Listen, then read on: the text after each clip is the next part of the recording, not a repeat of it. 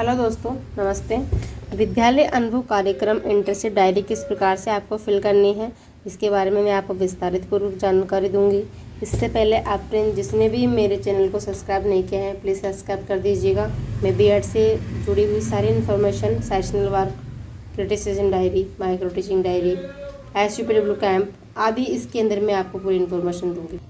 अब देखिए, जैसे मेरा सब्जेक्ट हिंदी है तो हिंदी में ग्रामर के गद्य पद्य ये तीनों प्रकार के लेसन बनेंगे।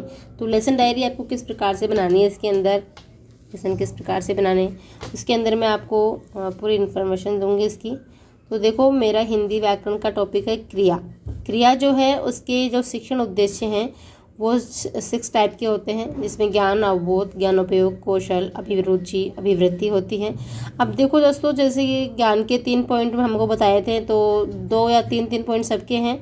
तो मैंने एक पॉइंट यहाँ पे लिखा है इसके अंदर, क्योंकि जगह कम थी इसलिए। और पूरे किस प्रकार से लिखने हैं मैं आपको इसकी जानकारी दे देती हूँ, ताकि आपको ऐसा नहीं लगे कि हमको एक ही पॉइंट लिखना पड़ रहा है। जगह कम थी, इस वजह से मैंने 1 पॉइंट लिखा है। वैसे विस्तारित तो इस प्रकार से लिखते हैं। देखिए, विस्तारित ज्ञान के अंदर इस प्रकार से लिखेंगे।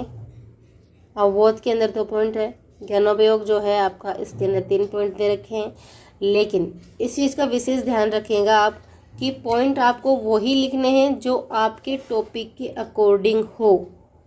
टॉपिक के अकॉर्डिंग ही आपको इसके पॉइंट लिखने हैं, अन्यथा नहीं लिखने हैं। इस चीज़ का विशेष ध्यान रखिएगा। टॉपिक के अकॉर्डिंग कैसे? जैसे मान लो कि आपके बता दिया, हमने अभी बताया था कि एक सेकंड में आपको पीछे करके बता देती हूँ। जैसे ज्ञान के अंदर हम लिखते हैं कि विद्यार्थी क्रियायुक्त नवीन शब्दों का प्रत्यास्मरण एवं प्रत्याभिज्ञान कर सकेंगे। तो नवीन शब्द होंगे उसके अंदर। नवीन शब्द खास तौर से सब में होते हैं, लेकिन फिर भी ऐसे अगर आपके उस टॉपिक में हैं तो ही आप ऐसे पॉइंट लिखेंगे। जैसे विद्यार्थी क्रियायुक्त शब्दों का विश्लेषण कर सकेंगे, है ना। और जैसे अवबोध के अंदर आप लिखेंगे कि विद्यार्थी क्रिया के पदों को अलग अलग बता सकेंगे। तो इस प्रकार से टॉपिक उसके अंदर होने चाहिए पॉइंट, ताकि हम उसके अकॉर्डिंग लिख सकें।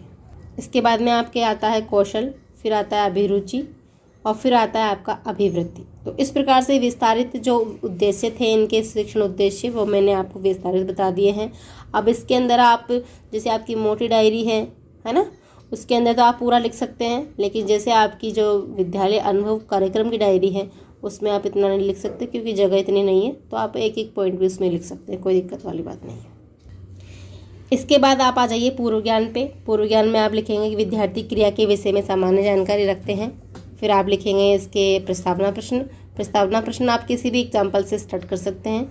और उसके बाद उद्देश्य कथन आएगा, जिसके अंदर आप लिखेंगे कि आज हम क्रिया के बारे में विस्तार पूर्वक जानकारी आपको या विस्तार पूर्वक अध्ययन करेंगे, जानकारी देंगे या अध्ययन करेंगे।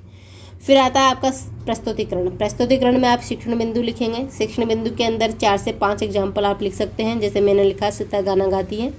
सीता गाना गाती है, इसके अंदर मैंने जो सीता है, सीता को मैंने अंडरलाइन कर दिया और मैंने क्वेश्चन कर लिया कि वाक्य में रेखांकन शब्द क्या है। तो सीता, बच्चे बताएंगे सीता।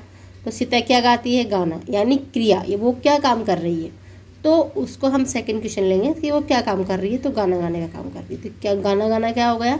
क्रिया हो गया। तो जितने भी आप एग्जाम्पल लेंगे, उन एग्जाम्पल्स को आप क्या करेंगे, उन सब एग्जाम्पल्स को आप ब्लैक बोर्ड पर भी लिखेंगे, बच्चों को समझाते हुए, बोलते हुए। उसके बाद आप नियमीकरण करेंगे। नियमीकरण के अंदर आप परिभाषा लिखेंगे। परिभाषा किसकी लिखेंगे? क्रिया की, जो टॉपिक आप पढ़ा रहे हैं। टॉपिक क्रिया है तो क्रिया की परिभाषा लिखेंगे, उसकी एग्जाम्पल लिखेंगे, और उस परिभाषा और एग्जाम्पल को आप ब्लैक बोर्ड पर भी लिखेंगे बोलते हुए, और उसकी ब्लैक शीट अपनी डायरी में भी लगाएंगे लिख करके। फिर आते हैं आपके प्रयोग प्रश्न। तो प्रयोग प्रश्न में आपसे 3 से 4 क्वेश्चन कर सकते हैं। उसके अंदर आप जो आपने परिभाषा बताई है उसके अंदर से क्वेश्चन करेंगे। इसके अलावा फिर आप मूल्यांकन प्रश्न पे आएंगे। मूल्यांकन प्रश्न के अंदर आपके जो क्वेश्चन हैं वो होते हैं वस्तुनिष्ठ प्रश्न। तो वस्तुनिष्ठ प्रश्न आपके सारे हैं ये। इसके अंदर 1 नंबर का है बहुविकल्पी प्रश्न। इसके अंदर 2 अबसद वाले क्वेश्चन लेंगे। उसके बाद 2nd नंबर पे आएगा रिक्त स्थानों की पूर्ति करो। रिक्त स्थानों की पूर्ति के अंदर आप 2 क्वेश्चन लेंगे खाली स्थान वाले। और उसके बाद 3rd नंबर अति लघुत्तरात्मक प्रश्न होगा, जिसके अंदर 1 क्वेश्चन लेंगे। फिर आप लास्ट में देंगे गृह कार्य। गृह कार्य के अंदर आप निबंधात्मक प्रश्न लेंगे जो एक क्वेश्चन ही होगा। थैंक यू दोस्तों। इस प्रकार से आपको ग्रामर का क्रिया का लेसन बनाना है, इसमें कोई दिक्कत नहीं है। ठीक है दोस्तों, अब वीडियो अच्छा लगे तो प्लीज़ सब्सक्राइब कर दीजिएगा।